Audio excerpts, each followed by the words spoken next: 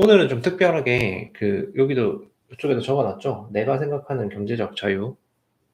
네. 내가 생각하는 경제적 자유라고 해 가지고 이 내용부터 조금 이야기 드리려고 합니다. 이 경제적 자유라는 개념 덕분에 제가 지금 이 자리에서 여러분들 앞에서 이야기해 드리는 거겠죠.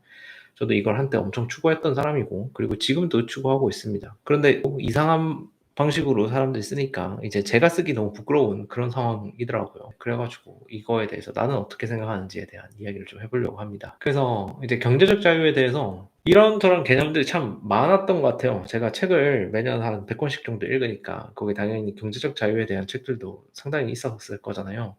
그러면서 이제 많은 개념들이 나오는데, 저도 그랬지만 경제적 자유라고 하면 떠오르는 게 첫 번째는 일단 '많은 돈을 벌어야 된다.'라는 이야기가 있습니다. 그래서 그냥 경제적 자유 이꼴 많은 돈, 부자 이런 개념이었는 거죠. 그래서 이거는 단순하게 그냥 '돈을 많이 번다. 순자산이 많다.' 이런 개념인 것 같은데, 이건 엄청 일차원적인 이해라는 게 생각이 듭니다. 이게 저도 시간이 지나가면서 '아 이게 진짜 너무 단순한 생각이었구나.'라는 생각을 하게 됐고, 그다음에 제가 좀 깨달은 느낌은 경제적 자유에 대해서 이런 거였어요. 순자산이 많아야 된다. 그러니까 단순히 돈을 버는 게 아니라 그 돈이 모여야 부자라는 사람인 거고, 그리고 그 모여 있는 돈이 많을수록 내가 좀 경제적으로 풍요롭고 그런 삶을 살 수 있겠다는 거잖아요. 그래서 두 번째 개념은 좀 그렇고, 그게 또 좀 지나니까 세 번째는 내가 선택할 수 있는 자유가 많아야 된다. 이런 개념도 생기더라고요. 나는 4 시간만 일한다. 이런 책에서도 강조하는 건데, 내가 일하고 싶을 때 일하고, 일하고 싶지 않을 때 일하지 않고, 그리고 내가 일하고 싶은 사람들만 과 함께 일하는 그런 자유가 결국엔 경제적 자유다. 이런 개념도 있고요. 그래서 여기에 좀 제일 가까운 게 예전에 유행했던 디지털 노마드 이런 거겠죠. 그리고 비슷하게 내가 자유롭게 쓸 수 있는 시간이 많아야 된다. 이런 개념도 있죠. 돈만 계속 벌어 가지고 있으면 뭐 하나, 내가 쓸 시간이 없으면 그것도 자유로운 상황은 아니다. 다 하나씩 하나씩 뜯어 보면은 살짝 다 다른 이야기거든요.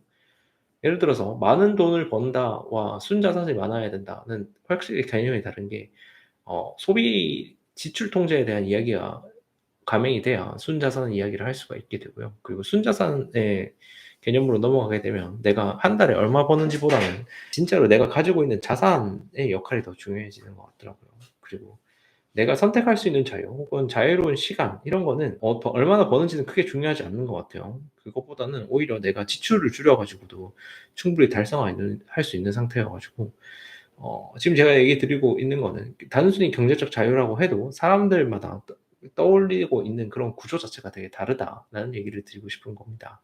이게 뭐 옳다 그르다라고 얘기를 하는 게 아니라 이렇게 다양한 개념들이 있는데 가장 나에게 맞는 개념이 뭔가 이거를 얘기 드리려고 해요. 그래서 제가 안티프레지라는 책을 읽으면서 '아 나는 어떤 종류의 경제적 자유랑 가장 가깝지?'라는 생각을 하게 됐는데, 저는 이런 거였던 것 같아요.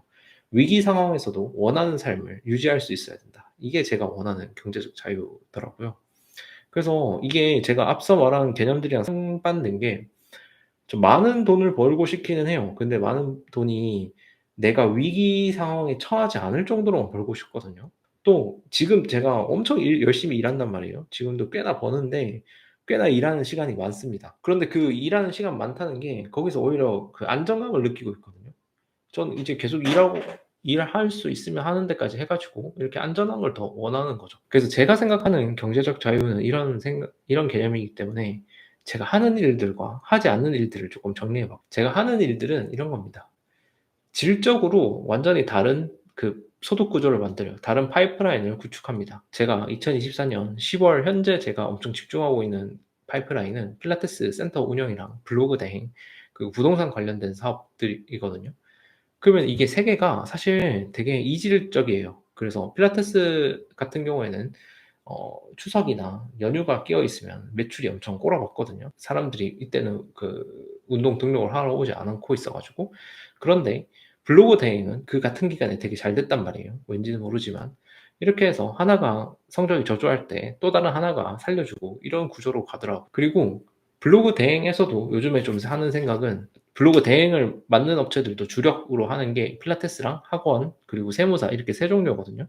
이게 골라서 받은 건 아닌데 어떻게 하다 보니까 이 세 종류의 업체들이 많이 모인 거죠. 이게 내가 필라테스 센터도 하고 있는데 굳이 필라테스 대행에 비중을 늘려야 될까라는 생각을 좀 많이 하고 있습니다. 오히려 학원이나 세무사 쪽으로 더 비중을 높여갈 생각을 하고 있어요. 그래야 이제 필라테스 산업 자체가 이제 어그러졌을 때 나는 이제 블로그 대행으로 학원이나 세무사 쪽으로 살 수 있겠죠. 그 반대도 마찬가지고요. 이런 걸 이제 질적으로 아예 다른 파이프라인들을 좀 구축해 놓는 일을 하고 있고요. 이것도 혹시나 오해가 있을 수도 있어서 조금 더 구체적으로 이야기 드리면 이 파이프라인을 한 번에 구축하지는 않았어요. 그러니까 하나를 만들어 놓고 얘의 단점이 보이니까 그 다음 거를 세팅하고 그 다음 걸 세팅했는데 여기에 단점이 보이니까 그 다음 걸 세팅하면서 지금 이 시점에는 한 3개가 된 건데 하나를 세팅할 때는 하나에 오롯이 집중하는 게 맞거든요. 거기서 의미 있는 성과가 나올 때까지. 그런데 이제 그 전체적인 포트폴리오에서는 이걸 좀 다른 식으로 가져가고 있다라는 얘기를 해드리고 싶고요. 그리고 그 한 사람 내에서도 백업 플랜을 상당히 많이 마련해 두는 편입니다. 사업가에게 있어서 1이라는 숫자는 상당히 위험하거든요. 이건 제가 한 말이 아니라 또 어느 책에서 본 겁니다. 이게 무슨 말이냐면 내 소득원이 어느 한 명, 아니면 어느 한 요소에 이제 의존되어 있으면 그게 바뀌면은 내 사업 자체가 무너져 버리잖아요.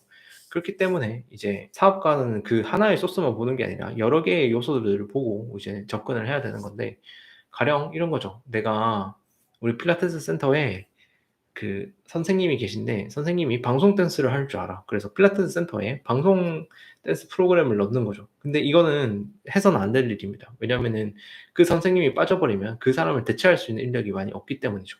이런 식으로 그렇게 한 사람이 되게 의존적인 사업들을 하지 않는 게 좋고 만약에 그런 상황이 되더라도 백업 플랜을 만들어 두는 거죠. 그래서 제가 진짜 안정감을 느끼는 거는 만약에 이게 사업체를 굴리잖아요. 그런데 선생님들을 뽑아서 그리고 그 뽑는 과정이 엄청 수월하면은 되게 안정감을 느끼더라고요. 그리고 블로그 대행 사업에서도 이게 실행사와 대행사가 있는데 실행사에서는 요즘에 많이 하는 게 이제 리워드 트래픽 이렇게 쏘는 게 있습니다. 그걸 하는 실행사를 제가 한 곳을 알고 있거든요. 그런데 이 한 곳만 있으니까 불안한 거죠. 그래서 그 실행사들 알아봐가지고 지금 한 두세 군데로 늘려놓을까 지금 생각하고 있습니다. 이렇게 한 사업 내에서도 여러 백업 플랜을 마련해 두는 걸 제가 좀 하고 있고요.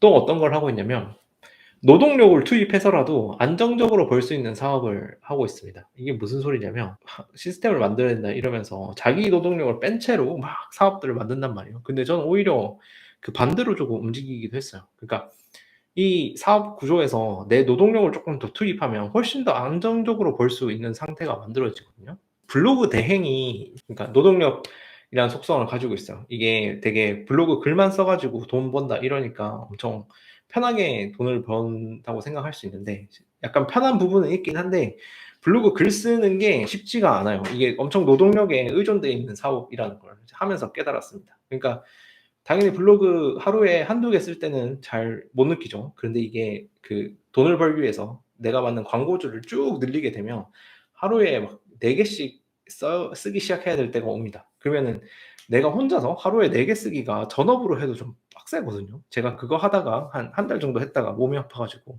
아 이거는 지속 가능하지 않다 해서 그 뒤로 이제 그 사람들 뽑아가지고 그 블로그 대행 사업을 꾸리고 있거든요.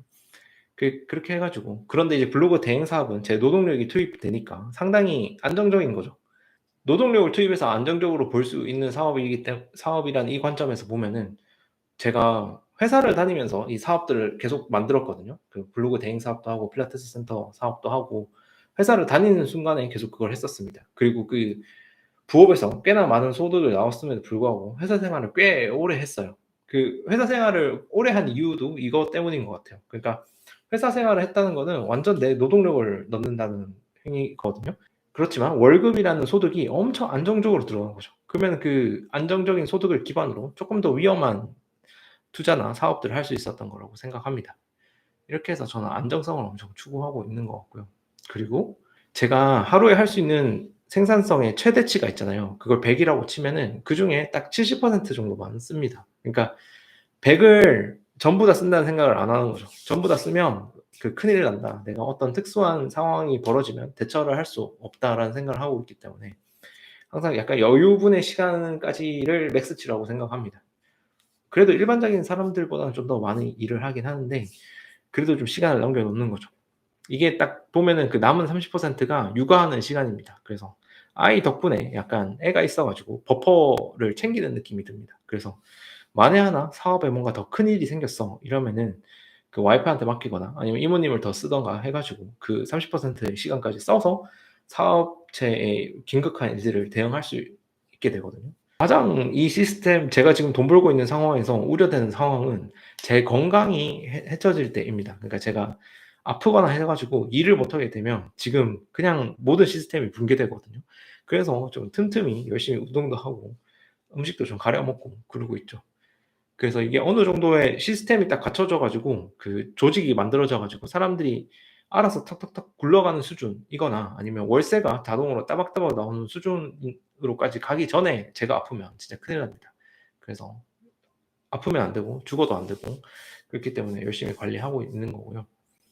그리고 제가 미리미리 돈을 좀 빌려 놓거든요. 그러니까 투자를 하다 보면은 이제 돈을 쓸 수도 있고 그 빌릴 수도 있고 그렇잖아요. 그러면은 이제 은행이나 마이너스 통장 이런 데 혜택 프로모션 같은 거 해 가지고 한도를 늘려주면 꼭 가서 어떻게든 더 많이 받아 놓습니다. 이것도 나중에 현금 흐름에 문제가 생겼을 때 이렇게 가져오기 위해서 하는 것들이고요.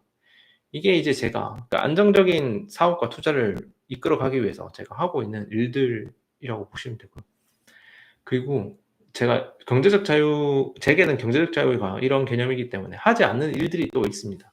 그게 어떤 것들이냐면 질적으로 동일한 투자나 사업을 크게 확장하지 않는 겁니다. 이 투자나 사업에는 본질적으로 좀 내재된 리스크들이 있는 것 같아요. 그리고 그거를 이제 사업체를 키울수록 그 내재된 리스크들이 같이 커지는 느낌입니다. 그게 당연히 이제 매출보다 더 많아 가지고 그 리스크에 대해서 전혀 감지를 못하고 있지만 어 그게 일단 내재적으로는 계속 리스크가 쌓이고 있는 거죠.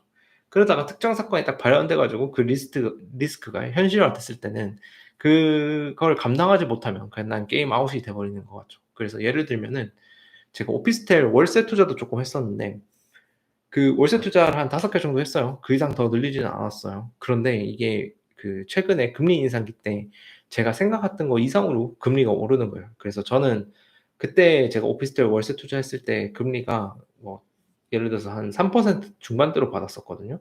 그런데 어 그때도 예상은 했죠. '이게 언젠가 오를 수 있다. 지금 금리가 최저 금리가 아닐 거다.'라고 해서 저는 한 5% 까지는 잡았거든요. 근데 최근 금리 인상기에서 막 6% 까지 올라가니까 '와 이거 오피스텔 월세 투자를 엄청 더 많이 쌓아 놨으면 큰일 날 뻔했다.' 이런 생각 되게 많이 했고요. 그리고 비슷한 관점으로 아파트 전세도 비슷합니다. 그러니까 아파트 전세가 돈 된다고 해 가지고 그걸 계속 늘렸잖아요. 그래서 그 지난 하락장 때 엄청 힘드신 분들이 많았죠. 그리고 전 이 논리를 그대로 받아들여 가지고 필라테스 센터도 계속 늘리진 않을 겁니다. 지금 와이프랑 맨날 얘기하고 있는 게 2 호점 잘 되고 3 호점까지만 일단 확장을 하고 한 텀 쉰다. 한 텀 쉬면서 좀 그 나오는 돈 가지고 부동산 투자를 한 번 더 갔다가 그다음에 더 확장을 하든지 말든지 다시 판단을 하자. 이런 식으로 얘기를 하고 있거든요. 이렇게 질적으로 동일한 사업이나 사업들을 계속 늘리지 않는 게 또 제 전략이기도 합니다. 그리고 지금도 좀 그런데 변동성이 너무 큰 투자를 하지 않습니다. 그래서 약간 제 나이대 투자자들이면 다 하나씩 하는 가상화폐 투자들 전 손도 안 댔거든요 아직. 그러니까 손이 안 갑니다. 그냥 성향상 안 맞는 것 같아요. 공부를 할 의지도 그렇게 안 생기고. 나중에 제가 현금 흐름이 진짜 많아지면 비트코인 정도는 모아 볼 생각은 하고 있는데 그 이상은 손 안 댈 것 같아요. 그리고 고정비를 늘리는 지출은 하지 않습니다. 그래서 아직도 제가 차가 없거든요. 네, 단순히 그 고정비가 늘어난다는 그런 부담 때문이기도 하고 뭐 '굳이 필요 없는 걸 이렇게 고정비를 늘리면서까지 사야 되나.'라는 생각이 있어 가지고 안 사고 있는 거고요. 그리고 저희 애가 이제 만 3 세고 4 세거든요. 내년이면 이제 유치원을 가는데 이때쯤 저만큼 버는 사람이면 항상 그 영어 유치원을 생각하십니다. 근데 전 안 보내기로 일단은 결정을 했거든요.